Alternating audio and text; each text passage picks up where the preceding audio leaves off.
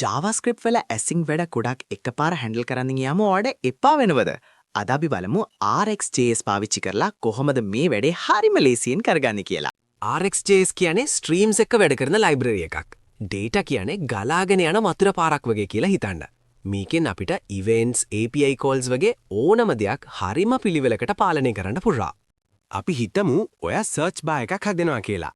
user අකුරක් type කරන හැම වෙලාවකම API request එකක් ගියොත් server එක load වෙනවා නේද? මේක ලොකු ප්‍රශ්නයක්. ඒ නිසා අපි මුලින්ම කරන්නේ debounce time operator එක පාවිච්චි කරන එක. මේකෙන් කරන්නේ user type කරලා මිලිසෙකන්ඩ් 300ක් විතර යනටම බලන් ඉන්න එක. එතකොට අනවශ්‍ය request යන්නේ නැහැ. ඊළඟට අපි distinct until changed operator එක දානවා. මේකෙන් කරන්නේ කලින් search කරපු දේම ආයෙ આવොත් API එකට call එකක් යවන එක නතර කරන එක.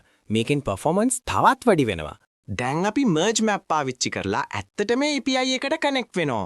මේකෙන් කරන්නේ අපේ search input එක අරගෙන ඒකෙන් අලුත් observable එකක් හදලා data ටික ආපහු mainstream එකට දෙන එක. වැඩේ අතරමැද්දේදී network error එකක් ආවොත් මොකද වෙන්නේ?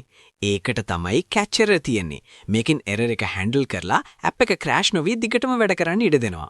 මෙන්න මේක තමයි අපේ final pipeline එක. බලන්න කොච්චර පිළිවෙලද කියලා. input එකේ ඉඳන් UI එක update වෙනකම් හැමදේම එකම flow එකක තියෙනවා.